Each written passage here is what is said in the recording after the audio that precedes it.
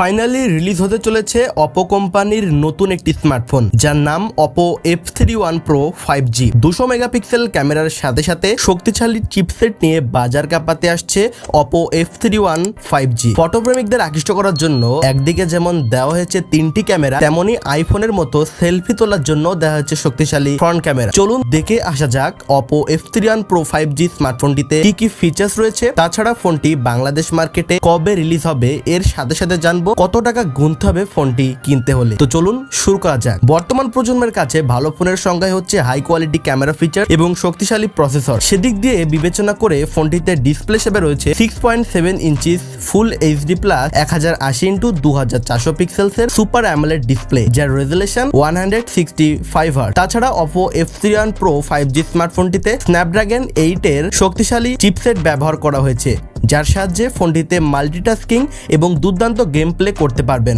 Oppo F31 Pro 5G স্মার্টফোনটিতে পাবেন 12GB RAM এবং 512GB storage, যার ফলে ফটো এবং ভিডিওর জন্য আপনার কাছে প্রচুর জায়গা থাকবে। সত্যি কথা বলতে মিড রেঞ্জ বাজেটের মধ্যে অপো কোম্পানি এবার বেস্ট পারফরমেন্স দিতে চলেছে তাদের এই নতুন স্মার্টফোনটিতে। এই ফোনটিতে থাকছে 8500 mAh এর বিশাল ব্যাটারি এবং 155 ওয়াটের সুপার ফাস্ট চার্জিং ফিচার্স, যার ফলে ফোনটিতে ঘন ঘন চার্জ দেওয়া ছাড়াই সারাদিন হেভিলি ইউজ করতে পারবেন। ফুল চার্জ হতে মোটামুটি 15 থেকে 20 মিনিট সময় লাগতে পারে, যেটা আপনাকে 2 দিন ব্যাকআপ দিতে সক্ষম। এবার কথা বলবো অপো F31 Pro 5G স্মার্টফোনটার সব থেকে আকর্ষণীয় দিক নিয়ে। ফোনটিতে মেইন ক্যামেরা হিসেবে পাবেন 200 মেগাপিক্সেলের সেন্সর এবং ফ্রন্ট ক্যামেরায় থাকছে 50 মেগাপিক্সেলের একটি সেলফি ক্যামেরা। এই স্মার্টফোনটা দিয়ে মেইন ক্যামেরাতে ভিডিও রেকর্ডিং করতে পারবেন 8K 60 FPS এ এবং ফ্রন্ট ক্যামেরায় 4K 30 FPS রেজোলিউশনে ভিডিও রেকর্ডিং করতে পারবেন। অর্থাৎ আপনি যদি মিড রেঞ্জ বাজেটের মধ্যে বেস্ট ক্যামেরা স্মার্টফোনের পাশাপাশি ভালো প্রসেসর চান, তাহলে